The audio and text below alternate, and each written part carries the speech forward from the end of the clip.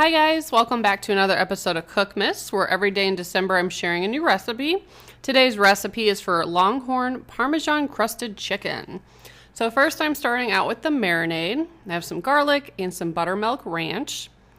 My friend makes this recipe all the time, and she said if you don't have buttermilk ranch, it doesn't taste the same if you use regular ranch. So I always make sure I get the buttermilk. Also going to add some olive oil.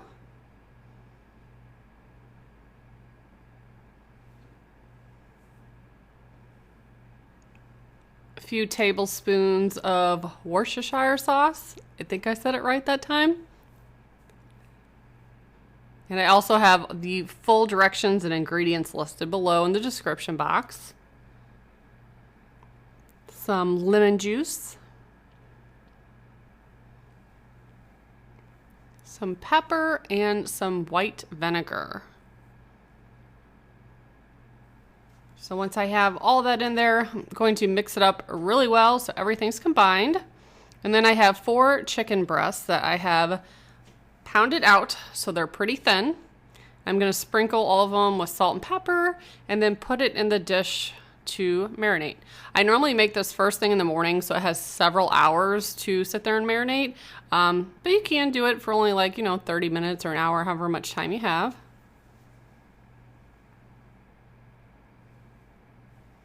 And then when you're ready to cook it, heat up some oil and add in your chicken. I could only do 2 at a time, so I had to do it in batches.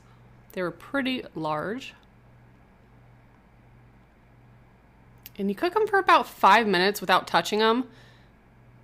And so while those were cooking, I made the topping for it. The topping has some melted butter and some Parmesan and Provolone. And it says to cut it in little chunks.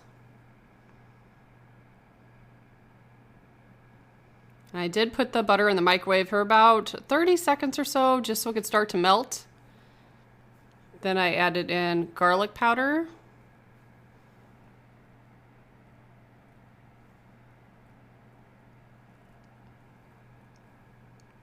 And some more of the buttermilk ranch. And it said 6 tablespoons precisely.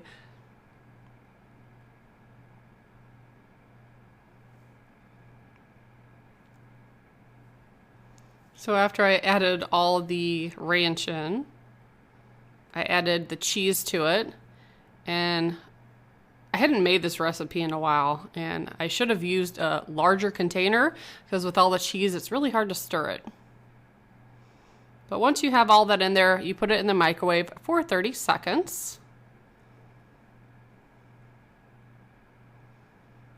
And then once it comes out of the microwave, you can add in a cup of panko breadcrumbs. And again, hard to stir because it's super tiny. But then you're going to return that to the microwave after you've stirred it for 15 seconds. And at this point, chicken is ready to flip over.